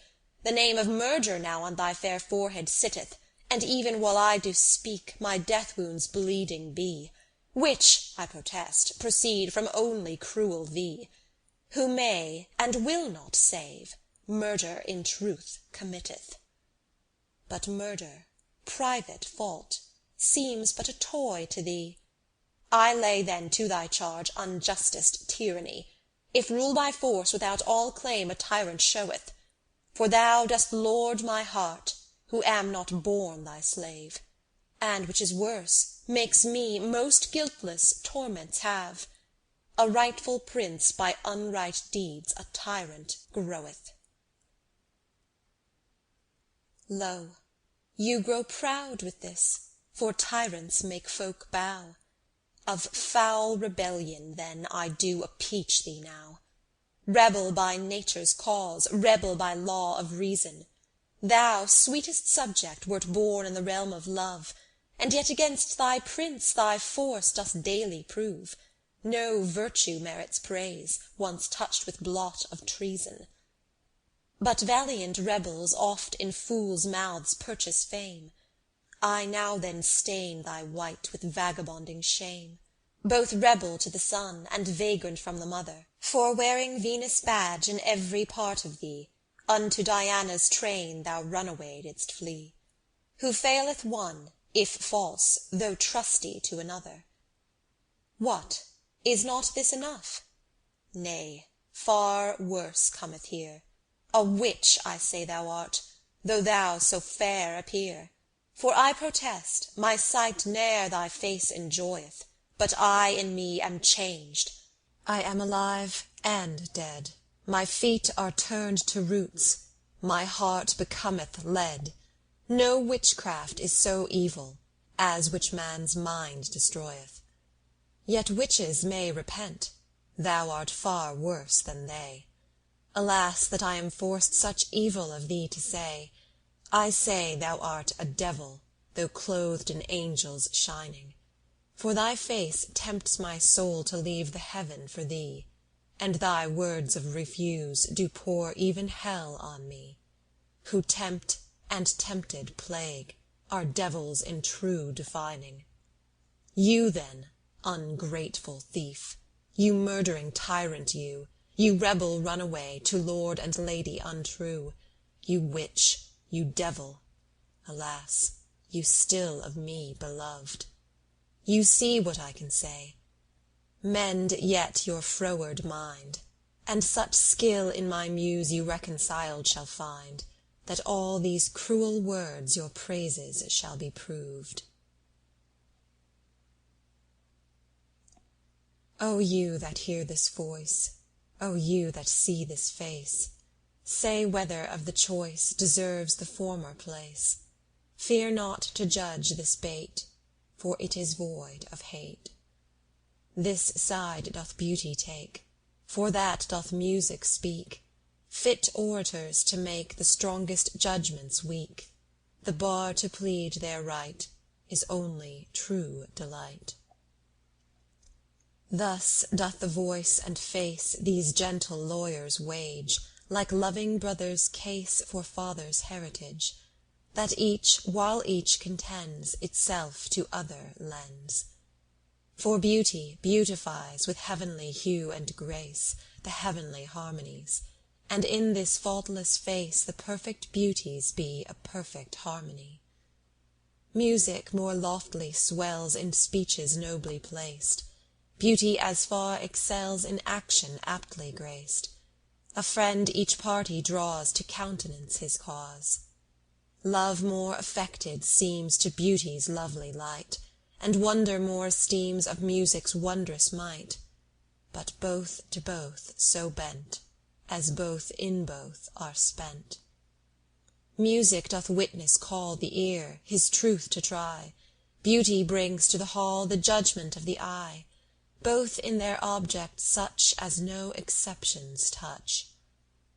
The common sense, which might be arbiter of this, to be forsooth upright, to both sides partial is. He lays on this chief praise on that he lays. The reason, princess high, whose throne is in the mind, which music can in sky and hidden beauties find, say whether thou wilt crown with limitless renown. Whose senses in so evil consort their stepdame nature lays, that ravishing delight in them most sweet tunes do not raise? Or if they do delight therein, yet are so cloyed with wit, as with sententious lips to set a title vain on it. O let them hear these sacred tunes, and learn in wonders' schools to be in things past bounds of wit, fools, if they be not fools. Who have so leaden as not to see sweet beauty's show, or seeing have so wooden wits, as not that worth to know, or knowing have so muddy minds as not to be in love, or loving have so frothy thoughts as easily thence to move. O let them see these heavenly beams, and in fair letters read a lesson fit, both sight and skill, love and firm love to breed. Hear then, but then with wonder hear. See, but adoring see no mortal gifts, no earthly fruits, now here descended be. See, do you see this face? A face? Nay, image of the skies, of which the two life-giving lights are figured in her eyes. Hear you this soul-invading voice, and count it but a voice, the very essence of their tunes, when angels do rejoice. In a grove most rich of shade, where birds wanton music made, May, then young, his pied weeds showing, new perfumed with flowers growing, Astrophil with Stella sweet did for mutual comfort meet, both within themselves oppressed, but each in the other blessed. Him great harms had taught much care, her fair neck a foul yoke bare, but her sight his cares did banish, in his sight her yoke did vanish. Wept they did, but now betwixt sighs of woe were glad sights mixed, with arms crossed, yet testifying restless rest, and living dying.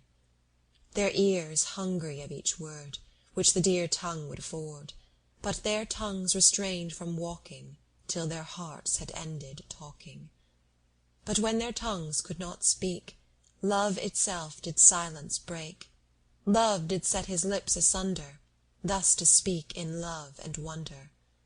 Stella, sovereign of my joy, fair triumpher of annoy, Stella, star of heavenly fire, Stella, lodestone of desire. Stella, whose voice when it speaks senses all asunder breaks, Stella, whose voice when it singeth angels to acquaintance bringeth, Stella, in whose body is writ each character of bliss, whose face all beauty passeth, save thy mind, which yet surpasseth. Grant, O grant, but speech alas fails me, fearing on to pass. Grant, O me, what am I saying? But no fault there is in praying.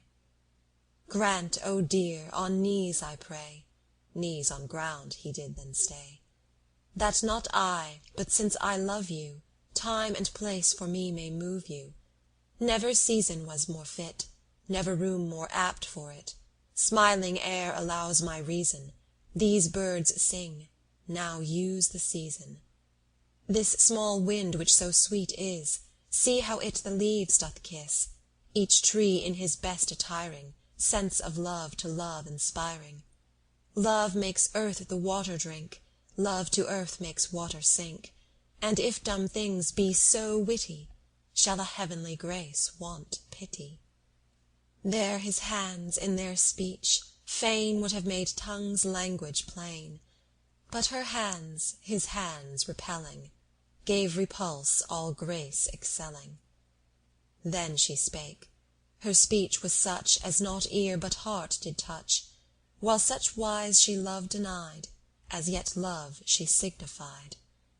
Astrophil, said she, my love, cease in these effects to prove, now be still, yet still believe me, thy grief more than death would grieve me. If that any thought in me can taste comfort but of thee, let me, fed with hellish anguish, joyless, hopeless, endless languish. If those eyes you praised be half so dear as you to me, let me home return, stark blinded of those eyes, and blinder minded. If to secret of my heart I do any wish impart, where thou art not foremost placed, be both wish and I defaced. If more may be said, I say, all my bliss in thee I lay. If thou love, my love content thee, for all love, all faith is meant thee. Trust me, while I thee deny, in myself the smart I try. Tyrant honour doth thus use thee, Stella's self might not refuse thee. Therefore, dear, this no more move, lest, though I leave not thy love, which too deep in me is framed, I should blush when thou art named. Therewithal away she went, leaving him so passion rent, with what she had done and spoken, that therewith my song is broken.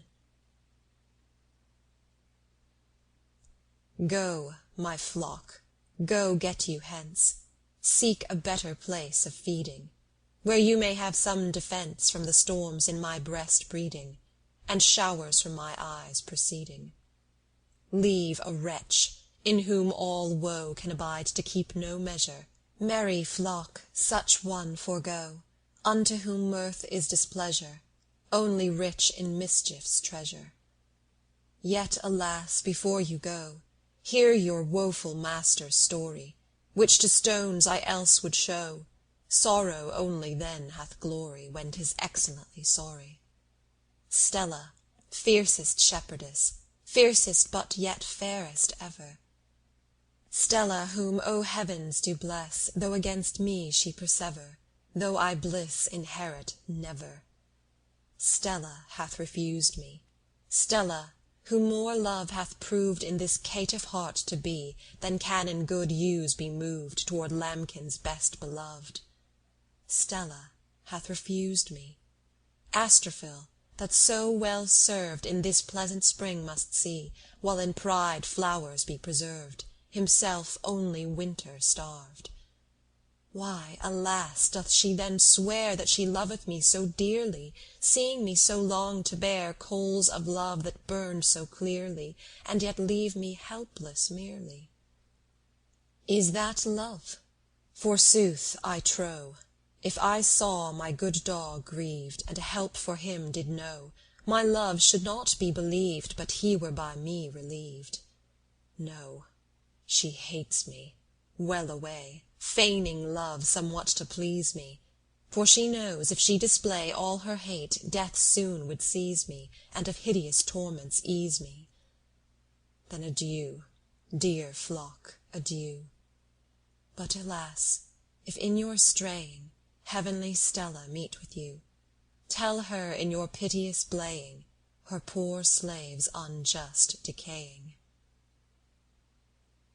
When I was forced from Stella, ever dear Stella, food of my thoughts, heart of my heart, Stella, whose eyes make all my tempests clear, by iron laws of duty to depart, alas, I found that she with me did smart. I saw that tears did in her eyes appear, I saw that sighs her sweetest lips did part, and her sad words my saddest sense did hear. For me, I wept to see pearls scattered so, I sighed her sighs, and wailed for her woe, yet swam in joy, such love in her was seen. Thus, while the fact most bitter was to me, and nothing than the cause more sweet could be, I had been vexed, if vexed I had not been. Out, traitor, Absence!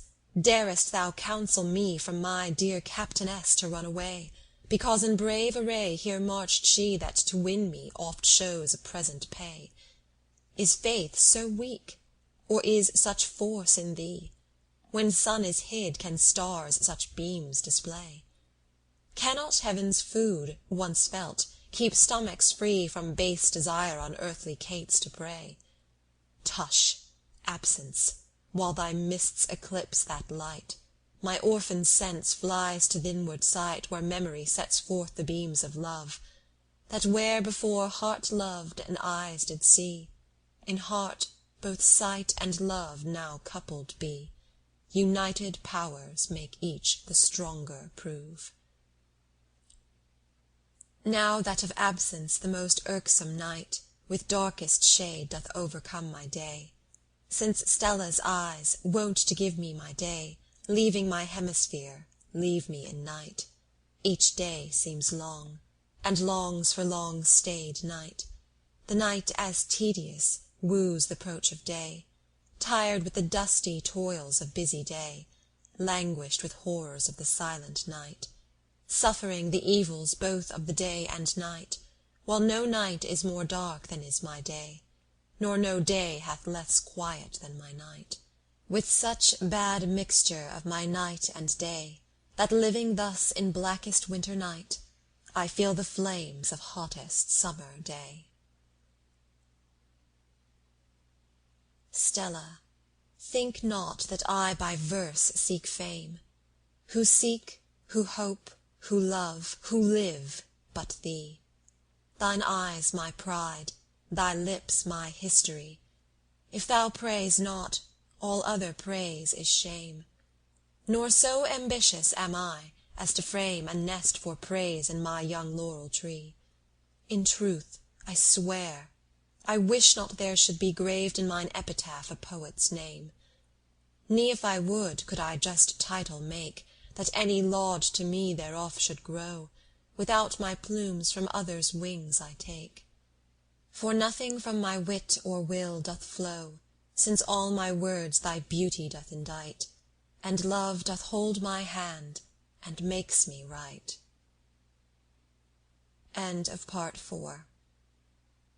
Part 5. Sonnets 91 to 108. Stella, while now by honour's cruel might I am from you, light of my life, misled, and that fair you, my sun, thus overspread with absence veil, I live in sorrow's night. If this dark place yet show like candle light some beauty's peace, as amber coloured head, milk hands, rose cheeks, or lips more sweet, more red, or seeing jets black but in blackness bright, they please, I do confess, they please mine eyes. But why? Because of you they models be, models such be wood globes of glistering skies. Dear, therefore be not jealous over me, if you hear that they seem my heart to move. Not them, oh no, but you in them I love. Be your words made, good sir, of Indian ware, that you allow me them by so small rate? Or do you cutted Spartans imitate?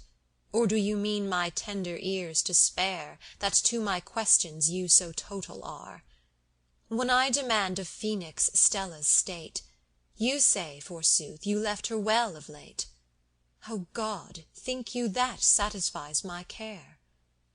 I would know whether she did sit or walk, how clothed, how waited on, sighed she or smiled, whereof, with whom, how often she did talk, with what pastime at time's journey she beguiled, if her lips deigned to sweeten my poor name.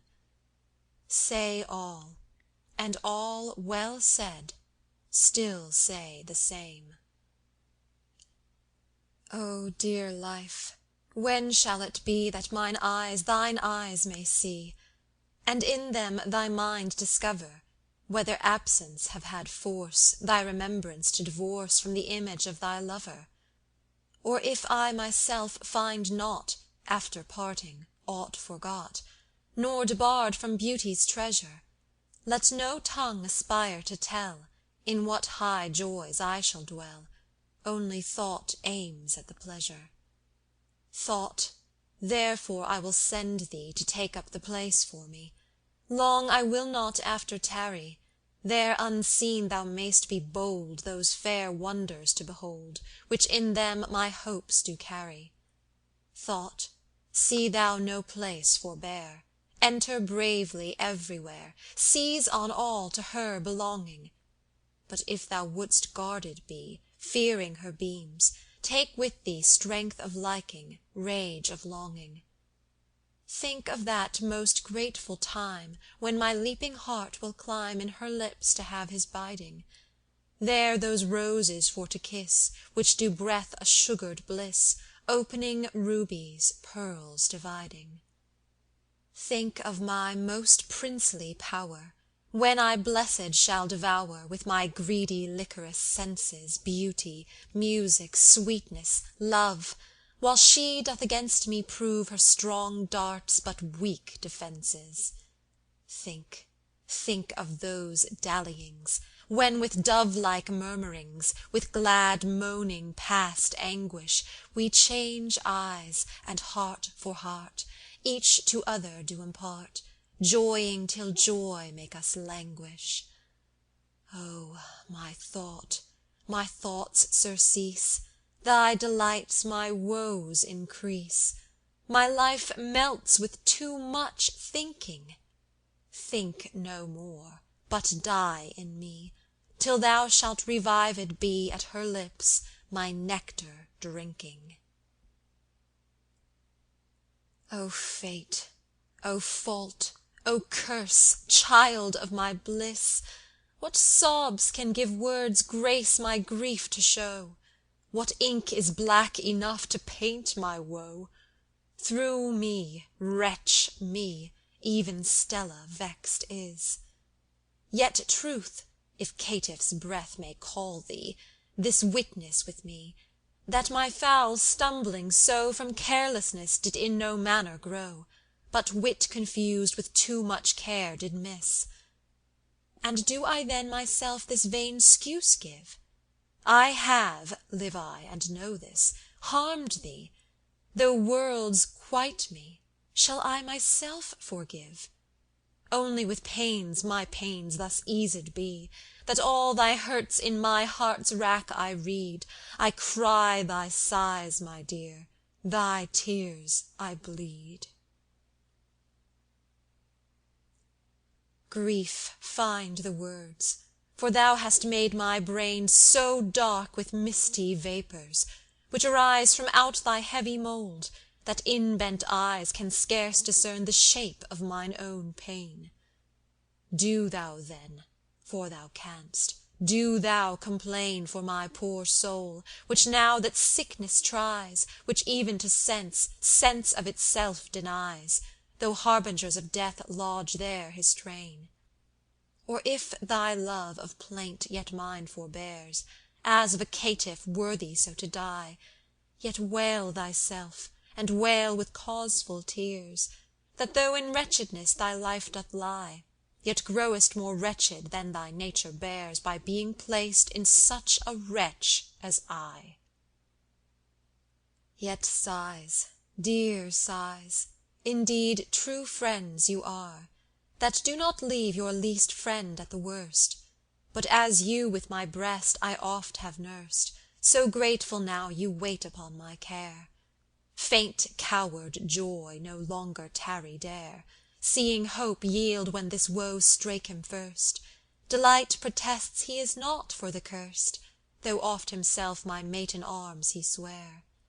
Nay, sorrow comes with such main rage, that he kills his own children, tears, finding that they by love were made apt to consort with me. Only, true sighs, you do not go away.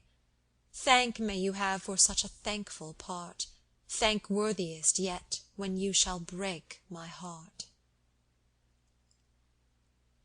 Thought, with good cause thou likest so well the night, since kind or chance gives both one livery, both sadly black, both blackly darkened be, night barred from sun, thou from thy own sunlight.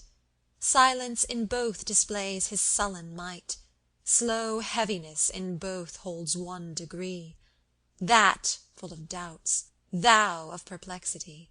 Thy tears express night's native moisture right.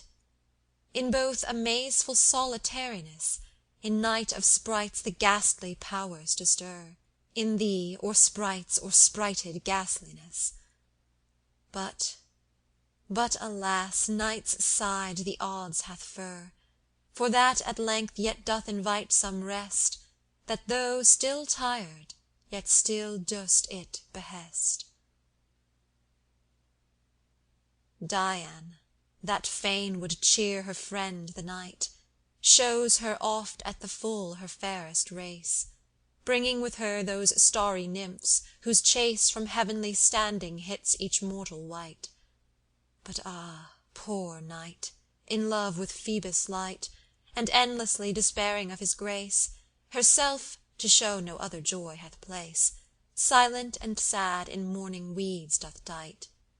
Even so, alas, a lady, Dian's peer, with choice delights and rarest company, would fain drive clouds from out my heavy cheer. But woe is me, though joy itself were she, she could not show my blind brain ways of joy, while I despair my son's sight to enjoy. Ah, bed, the field where joy's peace some do see, the field where all my thought to war be trained, how is thy grace by my strange fortune stained? How thy lee shores by my sighs stormed be? With sweet soft shades thou oft invitest me to steal some rest, But wretch I am constrained, spurred with love's spur, though galled and shortly reined with care's hand, to turn and toss in thee. While the black horrors of the silent night paint woe's black face so lively to my sight, that tedious leisure marks each wrinkled line. But when Aurora leads out Phoebus' dance, mine eyes then only wink, for spite perchance, that worms should have their sun, and I want mine. When far spent night persuades each mortal eye, to whom nor art nor nature granted light, to lay his then mark-wanting shafts of sight, closed with their quivers, in sleep's armoury. With windows ope then most my mind doth lie, viewing the shape of darkness in delight, takes in that sad hue which the inward night of his mazed powers keeps perfect harmony. But when birds charm, and that sweet air which is morn's messenger, with rose enamelled skies, calls each wight to salute the flower of bliss, in tomb of lids then buried are mine eyes, forced by their lord, who was ashamed to find such light and sense, with such a darkened mind. O tears, no tears, but rain from beauty's skies, making those lilies and those roses grow, which I most fair, now more than most fair show, while graceful pity beauty beautifies. O honeyed sighs, which from that breast do rise, whose pants do make unspilling cream to flow, winged with whose breath so pleasing zephyrs blow, as can refresh the hell where my soul fries. O plaints conserved in such a sugared phrase, that eloquence itself envies your praise, while sobbed out words a perfect music give. Such tears, sighs, plaints, no sorrow is, but joy, or if such heavenly signs must prove annoy, all mirth farewell, let me in sorrow live. Stella is sick, and in that sick bed lies sweetness, which breathes and pants as oft as she. And Grace, sick too, such fine conclusions tries, that sickness brags itself best graced to be. Beauty is sick, but sick in so fair guise, that is that paleness beauty's white we see, and joy, which is inseparate from those eyes, Stella now learns, strange case, to weep in thee. Love moves thy pain, and like a faithful page, as thy looks stir, runs up and down to make all folks pressed at thy will thy pain to swage. Nature with care sweats for her darling's sake, knowing worlds pass, ere she enough can find of such heaven stuff to clothe so heavenly mind. Where be those roses gone, which sweetened so our eyes? Where those red cheeks, which oft with fair increase did frame the height of honour in the kindly badge of shame? Who hath the crimson weeds stolen from my morning skies? How did the colour fade of those vermilion dyes which nature's self did make, and self engrained the same? I would know by what right this paleness overcame that hue, whose force my heart still unto thraldom ties. Galen's adoptive sons, who by a beaten way their judgments hackney on, the fault of sickness lay, but feeling proof makes me say they mistake it far. It is but love, which makes his paper perfect white, to write therein more fresh the story of delight, while beauty's reddest ink Venus for him doth stir. O happy Thames, that didst my Stella bear, I saw thyself with many a smiling line upon thy cheerful face, joy's livery wear, while those fair planets on thy streams did shine. The boat for joy could not to dance forbear, while wanton winds with beauty so divine, ravished, stayed not, till in her golden hair they did themselves, O sweetest prison, twine. And fain those eols youth there would their stay have made, but forced by nature still to fly, first did with puffing kiss those locks display. She so dishevelled, blushed. From window I with sight thereof cried out, O fair disgrace, let honour's self to thee grant highest place. Envious wits, what hath been mine offence, that with such poisonous care my looks you mark, that to each word, nay sigh of mine you hark, as grudging me my sorrow's eloquence? Ha, is it not enough that I am thence? Thence, so far thence, that scarcely any spark of comfort dare come to this dungeon dark, where rigorous exile locks up all my sense. But if I by a happy window pass, if I but stars upon mine armour bear, sick, thirsty, glad, though but of empty glass, your moral notes straight my hid meaning tear from out my ribs, and puffing prove that I do Stella love. Fools, who doth it deny? Who is it that this dark night underneath my window plaineth? It is one who from thy sight, being, exiled, disdaineth every other vulgar light. Why, alas, and are you he? Be not yet those fancies changed? Dear, when you find change in me, though from me you be estranged, let my change to ruin be. Well, in absence this will die, leave to see, and leave to wonder. Absence sure will help, if I can learn how myself to sunder from what in my heart doth lie. But time will these thoughts remove, time doth work what no man knoweth.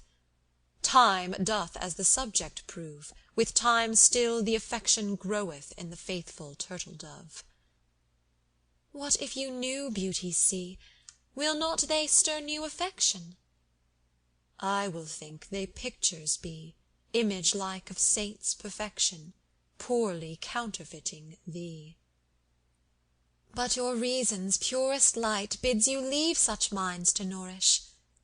Dear, do reason know such spite? Never doth thy beauty flourish more than in my reason's sight. But the wrongs love bears will make love at length leave undertaking. No, the more fools it do shake, in a ground of so firm making, deeper still they drive the stake. Peace, I think that some give ear, come no more, lest I get anger. Bliss, I will my bliss forbear, fearing sweet you to endanger, but my soul shall harbour there. Well, be gone, I say, lest that Argus eyes perceive you. O unjustest fortune's sway, which can make me thus to leave you, and from louts to run away. Unhappy sight, and hath she vanished by so near, in so good time, so free a place? Dead glass, dost thou thy object so embrace, as what my heart still sees thou canst not spy? I swear by her I love and lack, that I was not in fault, who bend thy dazzling race only unto the heaven of Stella's face, counting but dust what in the way did lie. But cease, mine eyes, your tears do witness well that you, guiltless thereof, your nectar missed. Cursed be the page from whom the bad torch fell. Cursed be the night which did your strife resist. Cursed be the coachman which did drive so fast, with no worse curse than absence makes me taste. O absent presence, Stella is not here.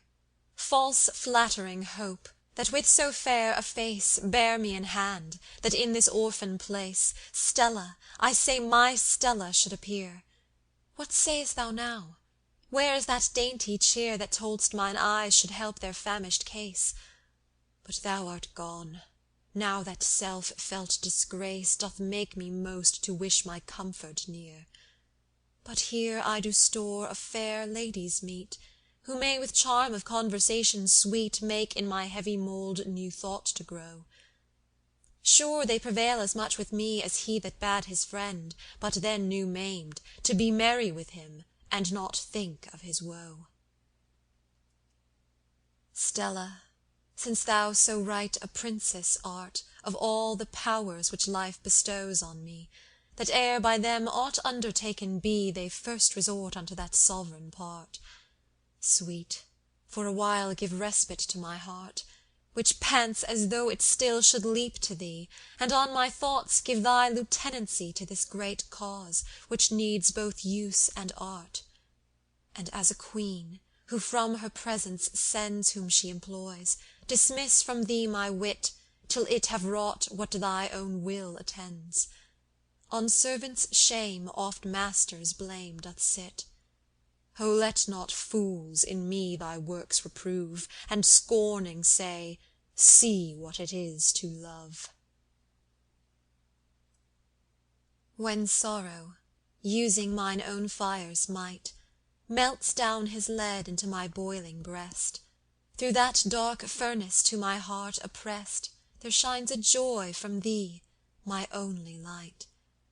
But soon as thought of thee breeds my delight, and my young soul flutters to thee his nest, most rude despair, my daily unbidden guest, clips straight my wings, straight wraps me in his night, and makes me then bow down my head and say, ah, what doth Phoebus' gold that wretch avail, whom iron doors do keep from use of day?